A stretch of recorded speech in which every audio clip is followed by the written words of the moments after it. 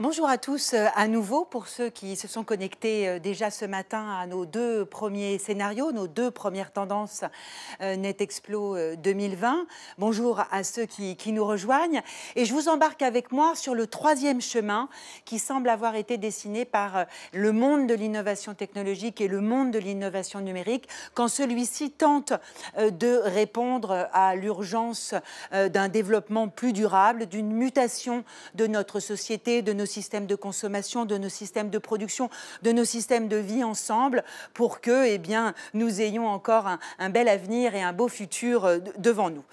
Les deux premiers scénarios auxquels j'ai fait allusion ce matin sont des scénarios qui sont assez normatifs, assez standardisés, dont la réponse, a priori, s'applique à tout un chacun partout dans le monde, de manière d'ailleurs relativement inclusive et normée, pour que, tous ensemble, nous allions vers l'amélioration de notre environnement. Le troisième chemin est un peu plus, je dirais, subtil, puisqu'il propose finalement de lier une vision extrêmement globale de ce que doit être notre avenir sur la planète et des solutions terriblement ancrées dans la vie locale, dans la diversité des territoires et dans la diversité des peuples qui sont sur notre planète. Finalement, partons du principe que qui que nous soyons, où que nous soyons, quel que soit notre mode de vie, notre modernité, nous poursuivons tous le même objectif qui est de vivre heureux dans un mode de vie raisonnable et en symbiose avec l'environnement, notamment avec la planète et avec la nature. Soyons tout à fait certains que notre planète existera, même si nous faisons n'importe quoi dessus. Donc nous partageons tous le même objectif commun, mais simplement, nous sommes tous différents. Nous appartenons à des territoires qui n'ont pas les mêmes conditions climatiques, les mêmes conditions géographiques, qui ne sont pas au même degré de développement. Nous avons des cultures différentes, nous avons des désirs, des aspirations, des modèles de vie différents. Pouvons-nous raisonnablement tous marcher du même pas, sur le même chemin, au même rythme pour atteindre ces objectifs de développement durable? Ou devons-nous au contraire être tout à fait attentifs à ce qui fait la singularité de chacun des territoires qui peuplent notre belle planète? Et c'est véritablement le propos de ce troisième scénario que nous avons appelé Ground Rules, c'est-à-dire, encore une fois, un scénario qui utilise le levier local pour atteindre un objectif qui, lui, est tout à fait mondial. Et je dirais que l'une des innovations qui est peut-être la plus symbolique de ce mouvement, de ce chemin, de ce troisième scénario, c'est peut-être Landlife. Landlife, vous en avez entendu parler ce matin si vous vous êtes connecté, c'est une innovation qui cherche à faire de la reforestation. Et on sait à quel point la reforestation est difficile à faire, surtout quand elle obéit à des process extrêmement normés. Et finalement, le propos de Landlife est assez simple. Il est de se dire que, au-delà d'une étude extrêmement précise qu'il faut faire sur le climat, sur la géologie, sur l'histoire végétale d'un territoire que l'on veut reforester, il faut aller aussi chercher des données qui sont des données anthropologiques. Qui a vécu ici? Qui vivra demain aux côtés ou grâce à cette forêt renouvelée? Comment vont-ils s'en servir? Comment vont-ils peut-être trouver des outils de production, une manière de vivre avec cette forêt?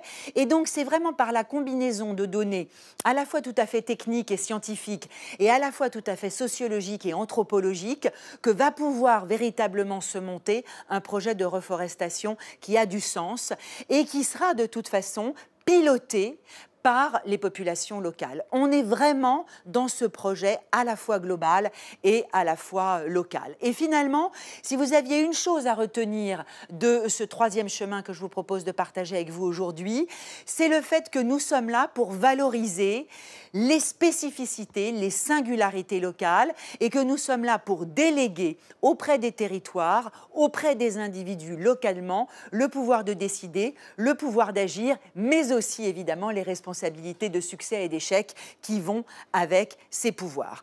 Donc évidemment, autour de ce troisième scénario, nous voyons poindre eh bien, des choses que nous connaissons bien, qui sont tout à fait au cœur de l'ADN du numérique depuis 20 ans ou 25 ans, notamment le désir d'empowerment des individus ou d'un collectif territorial.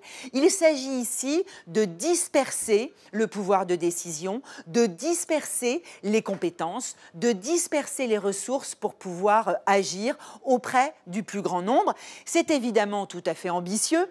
Et c'est peut-être 54 Gene qui nous vient du Nigeria qui là aussi est le plus symbolique de cette histoire.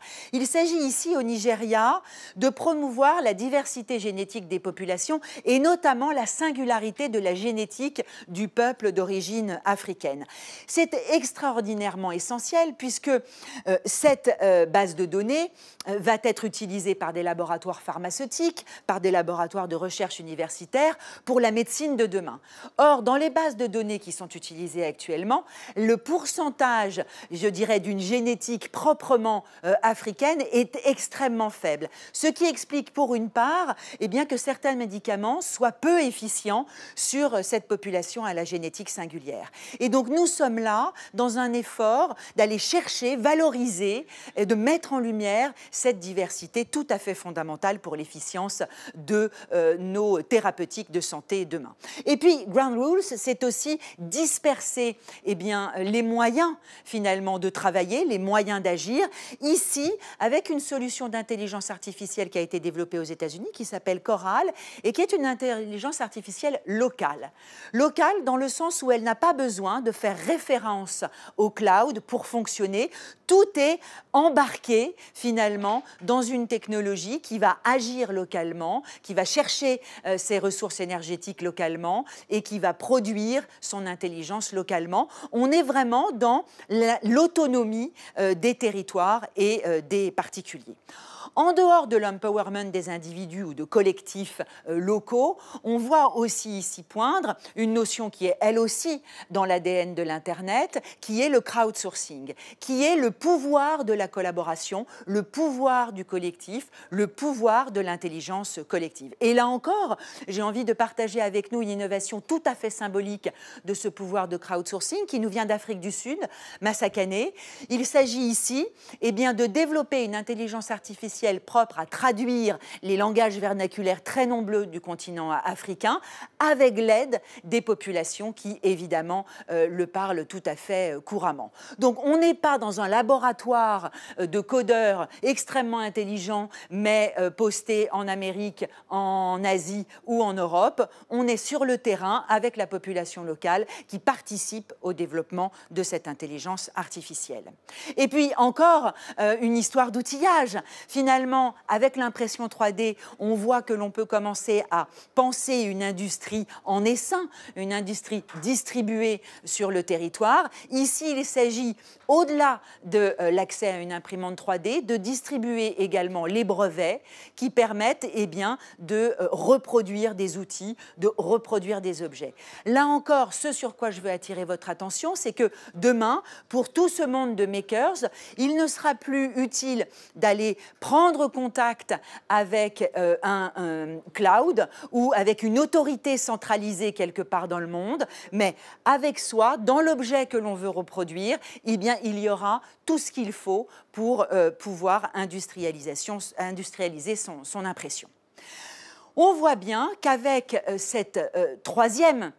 ce troisième scénario, cette troisième tendance, on est très proche du modèle du doer, du maker, on est très proche de la recherche de sens, on est très proche de l'envie de faire, et finalement on est très proche peut-être de ce qui inspire beaucoup les générations les plus jeunes, qu'on appelle Y, Z, A, B, D, je ne sais plus, j'ai perdu le compte, mais qui ont une culture extrêmement collective, une culture du faire et une culture de l'engagement personnel.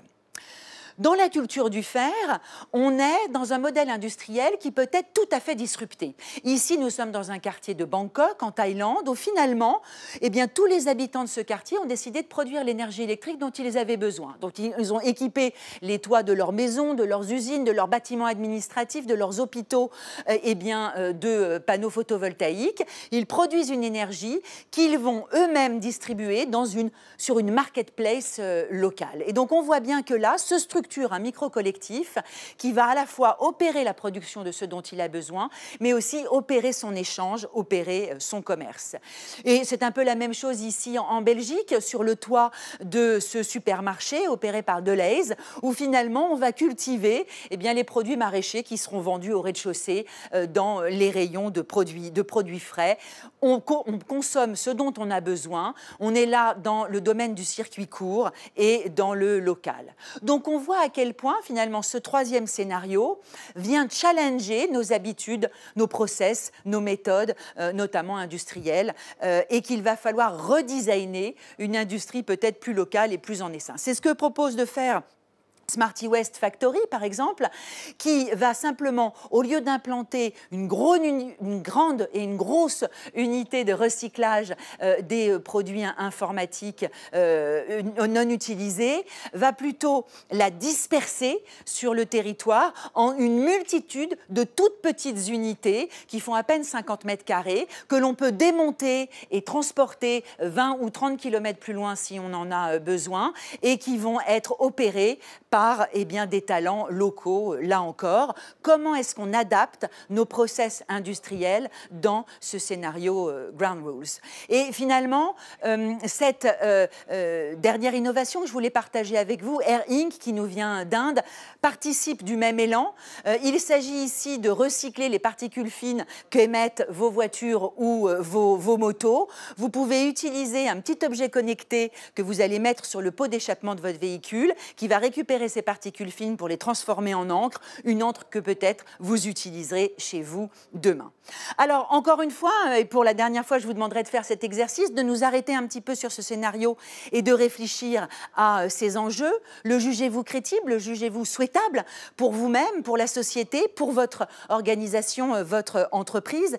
Ce qui est certain, c'est que c'est l'un des scénarios les plus inclusifs, dans le sens où il est très engageant, il est très motivant pour les personnes qui vont l'opérer localement.